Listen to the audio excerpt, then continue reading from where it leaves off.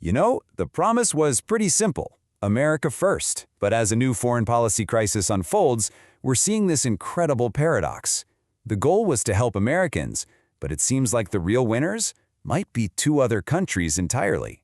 So what's really going on? Let's get into it. And this quote, wow, it just cuts right to the heart of the matter, doesn't it?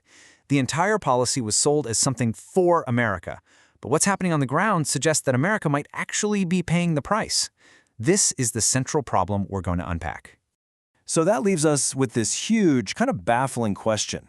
How on earth does a policy of America first, which was supposed to reduce our entanglements abroad, end up making a crisis in the Middle East even worse?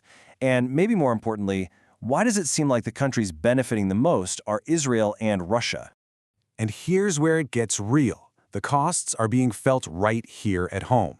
We're talking about rising prices at the gas pump, inflation hitting your grocery bill, and this growing risk of getting dragged into another war. But at the same time, for Israel and Russia, things are looking very, very different. They're actually seeing some major strategic wins. So how do you even begin to explain that? Well, the sources we're looking at suggest we don't need some elaborate conspiracy theory.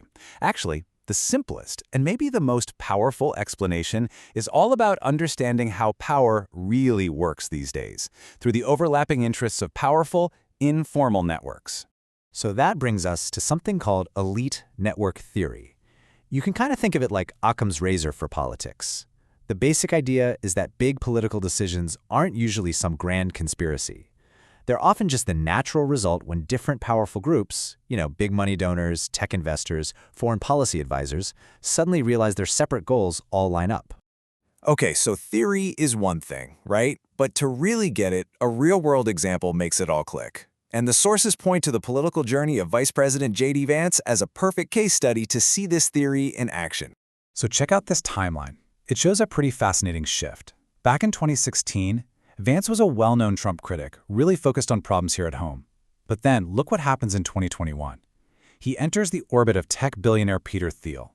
And from there, his entire political focus, his trajectory, it all changes, leading him right to the vice presidency, with his priorities now perfectly in line with his new network. And that right there, that just nails the core idea. The argument isn't necessarily that it's a cynical flip-flop, it's more about a structural reality of our politics. When a powerful network of donors and advisors is the reason you have a career, you naturally start to see the world through their eyes. It's almost how the system is designed to work. All right, so if the J.D. Vance story is our case study, what are the bigger networks at play in this foreign policy situation? Let's try to map out the main groups whose interests seem to be lining up to push this specific agenda. Okay, first up, we have a network that's really centered on Israeli strategic interests. The goals here are pretty clear-cut: a more confrontational stance against Iran, a deeper security partnership with the United States, and of course, expanding the global market for Israeli security tech. Next, let's look at Russia's geopolitical goals. Now, their interests are obviously very different, but watch how they benefit from the very same instability. A divided NATO? A big win for them. Higher global energy prices to fund their state and their war? Absolutely. And pulling the world's attention away from Ukraine? That is a major strategic victory for Moscow. And this third network brings us right back to our J.D. Vance example. This group, tied to investors like Peter Thiel, has a really clear commercial incentive. The more instability and security threats there are in the world, the more governments want to buy their products. We're talking advanced surveillance, AI, and massive data platforms. And this is absolutely crucial. These groups don't need to be in some secret room drawing up a master plan. Their power comes from what the sources call elite overlap. I mean, public reporting has shown how figures from these different worlds like Jeffrey Epstein, Ehud Barak, and Victor Vekselberg all moved in the same business and social circles. It creates this whole ecosystem where these different interests can just naturally align. Okay, this table really lays it all out. Just look at this. A single policy action from the US, like confronting Iran, can check boxes for all three of these otherwise separate networks. It's a huge win for Israeli security objectives, it's a win for Russian energy prices, and it's a win for American security tech companies. Everybody gets something. And that brings us right back to where we started, the escalating crisis with Iran. According to this analysis, it's not some random out-of-the-blue event. It's actually the logical, predictable outcome when the interests of the most powerful networks surrounding an administration all point in the exact same direction. So let's just walk through that chain reaction, step by step. First, the US and Israel escalate things with Iran. That immediately threatens the Strait of Hormuz, a critical choke point for global oil, which creates an energy shock. That shock drives up oil prices, which helps fund Russia's war effort. Meanwhile, Europe gets weakened and divided over energy costs. And, at the end of the day, global attention shifts away from the war in Ukraine. See how each step just leads right to the next? So while all these networks are seeing these clear benefits, what's the cost for regular Americans? Well, it's not abstract. It's higher prices every time you fill up your car, it's more inflation pressure on your family's budget, it's more military spending, more national debt, and the very real risk of getting pulled into another forever war.